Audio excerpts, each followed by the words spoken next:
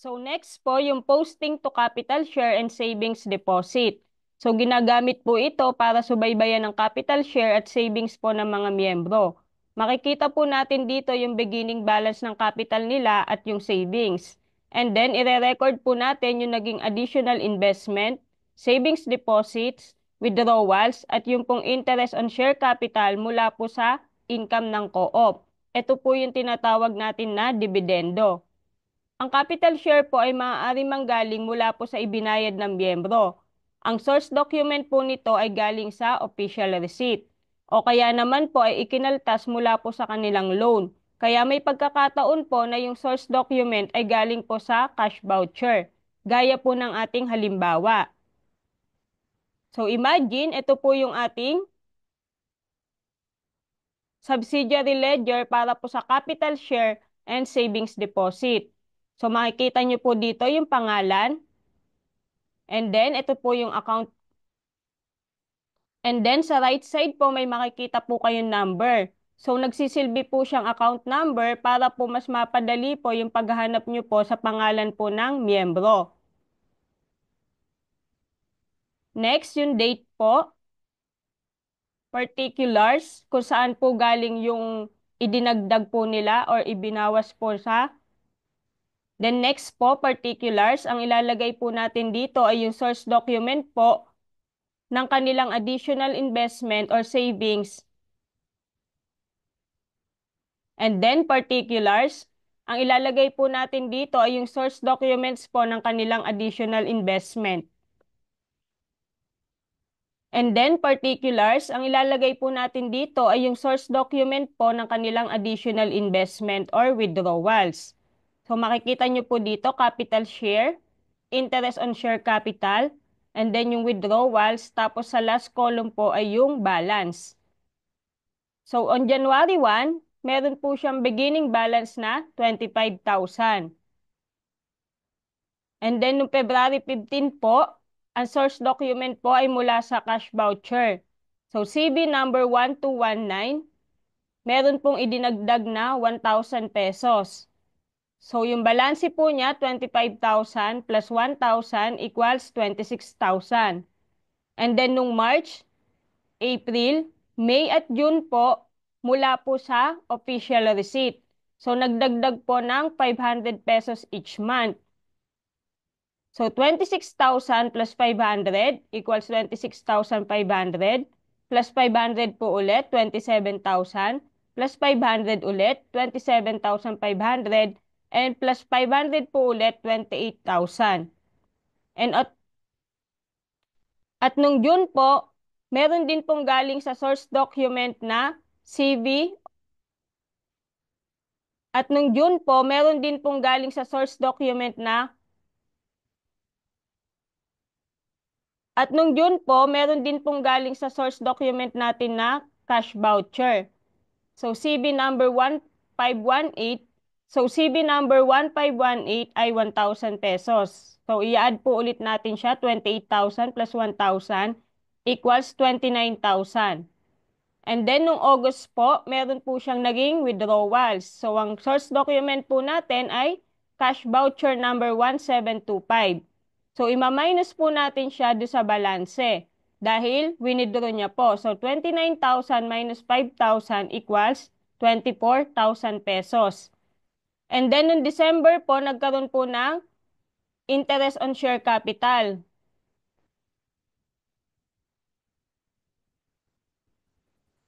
So, i-add lang po natin siya sa balanse, 24,000 plus 2,100 equals 26,100 pesos. So, yan po yung ending balance niya para sa kanyang share capital. So, sa pagkuha po ng balanse, i-add lang po natin yung naging additional investment, pati din. So, sa pagkuha po ng balanse, i-add lang po natin yung additional investment and yung naging interest on share capital po niya. And then, ima-minus po natin lahat po ng naging withdrawals niya.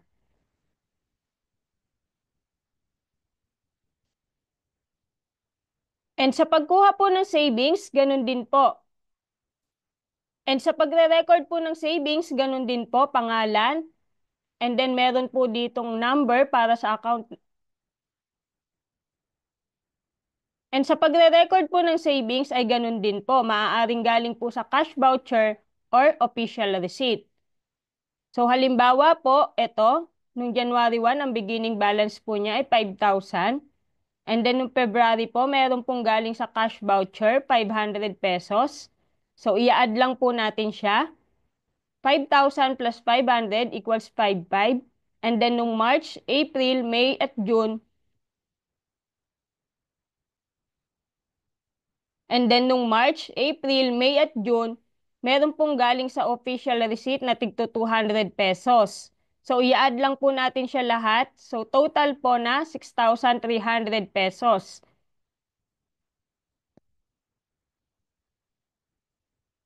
And then nung June po, meron pong galing sa cash voucher po na 500 pesos. So, i-add lang po ulit natin siya. 6,300 plus 500 equals 6,800. And then nung July po, nagkaroon po siya ng withdrawal sa savings niya. So, ang source documents po niya ay cash voucher number 1614. So, ima-minus po natin yung naging withdrawal. 6,800 minus 1,000 equals 5,000. So, 6,800 minus 1,000 equals 5,800. So, yan po yung ending balance ng kanyang savings. Next subsidiary,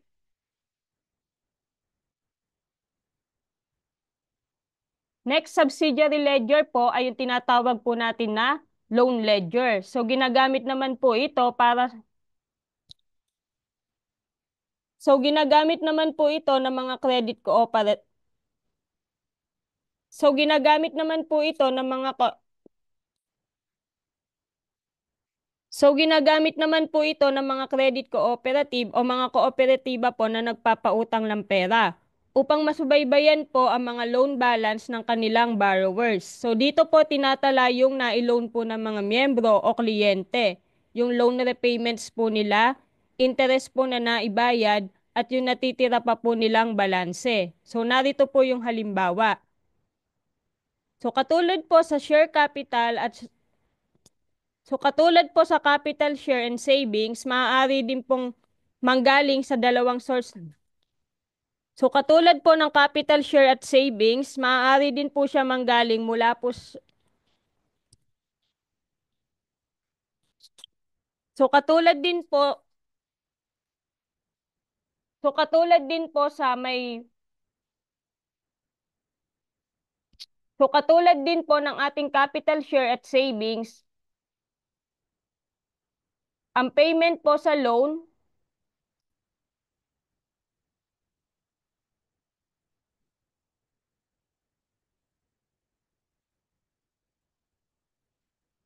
So katulad din po sa capital share and savings, ang mga information po na nire-record natin sa ating loan ledger ay maaari pong manggaling sa may cash voucher o kaya naman po sa official receipt.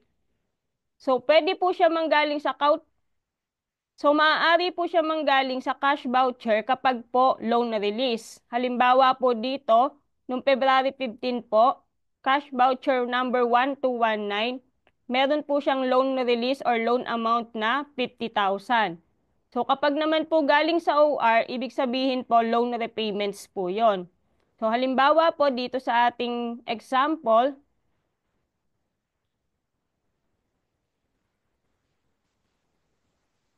so halimbawa po, nung March 10, galing po siya sa may OR number 4551. So payment po siya.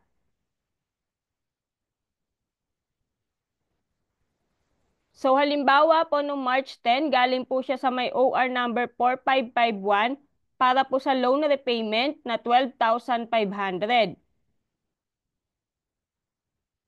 So sa pagkuha po ng balanse, ima-minus lang po natin yung payment po niya doon sa kanyang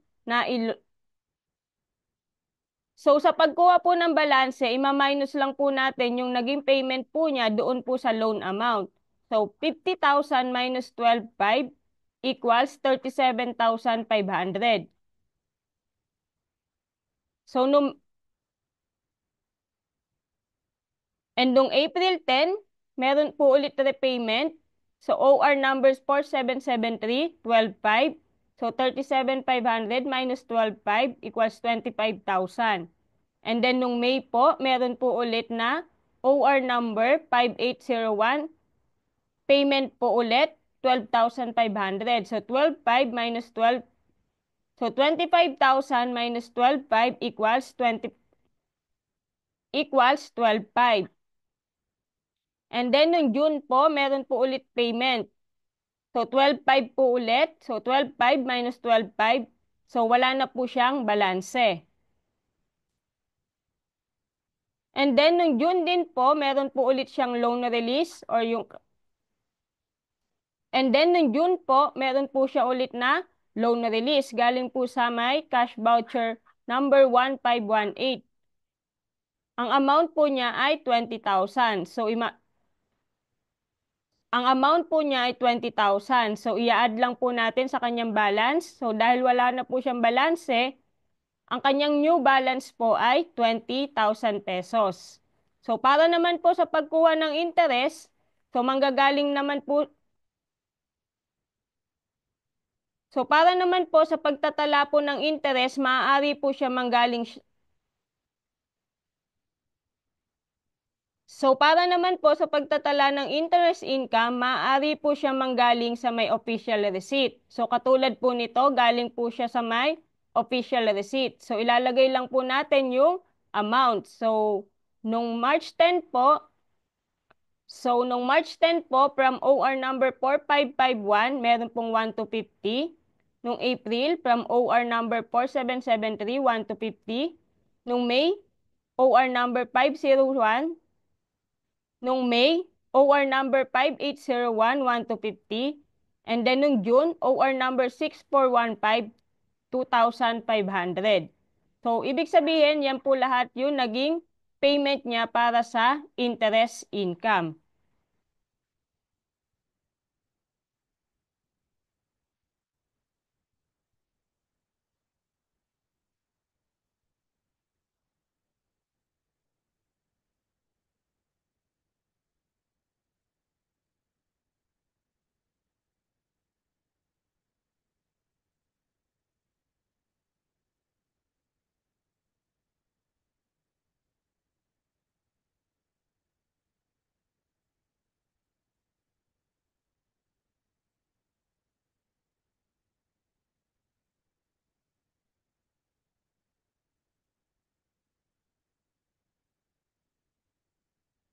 At panghuli po, yung posting to cash book. Ito naman po yung libro na ginagamit ng treasurer ng co-op. So, direkta niya pong itinatala ang lahat po ng cash at bank transaction po ng co-op. So, combination na po ito ng journal at ledger kung saan bawat cash inflow at outflow ay agad pong nire-record. Kaya hindi na po kailangang i-journalize.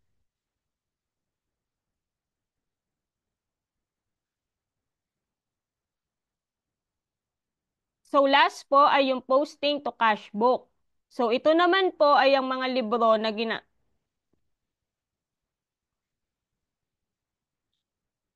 So, ang last po ay yung posting to cash book. Ito naman po ay yung libro na ginagamit ng treasurer ng co-op.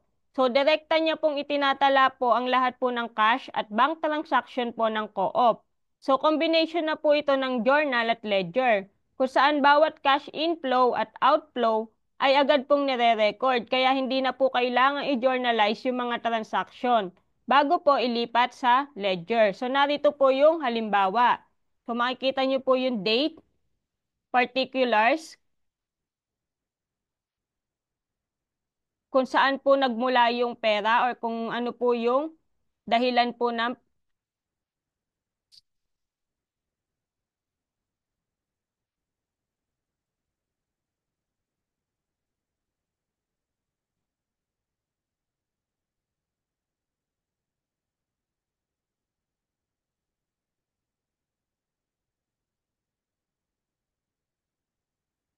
and then particulars kung saan po nanggaling yung cash in or kaya naman po kung saan po o kaya naman po kung para saan po yung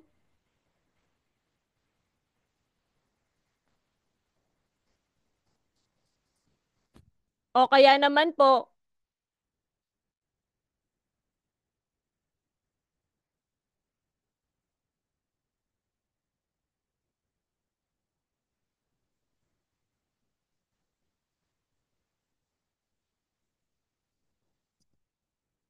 kaya naman po, yung reason for cash out. So makikita nyo po sa column na to yung cash in natin, then cash out, tapos yung balance po. So sa pagkuha po ng balance, i-add lang po natin lahat ng cash in. So sa pagkuha po ng balance, i-add po natin lahat ng nagiging cash in, and then ima-minus po natin yung cash out. So sa una po, meron po tayong cash in na 50,000 from sales. So ang balance po natin ay 50,000. And then next po, meron ulit tayong sales na 37,000. So i-add lang po natin siya. 50,000 plus 37,000, 87,000. And then meron po tayong cash out. Expenses po, 10,000. So, ima-minus lang po natin siya. 87,000 minus 10,000 equals 77,000. Another expenses, cash out, 77,000 minus 12,500, 64,500. And then, nagkaroon po tayo ng cash in ulit, 7,500, 15,000, and 33,000. So, ang balance po natin ay 120,000. And then, nagkaroon po tayo ng tatlong cash out, 17,000, 8,000, and 30,000. So, ang new balance po natin, so, ima-minus lang po natin yung tatlo na to sa may balance po natin na 120,000. So, ang balance po ng ating cash ay 60. So, ang balance po ng ating cash ay 65,000 pesos. At dito po nagtatapos ang ating episode ngayon. Sana po ay naging maliwanag sa inyo kung paano po ginagamit ang mga librong ito at kung paano po ipinopost dito ang bawat transaksyong nagaganap po sa inyong kooperatiba. Hanggang sa mga susunod po na episode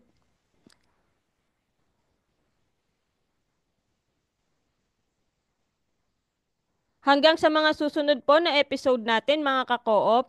Thank you for watching. Bye!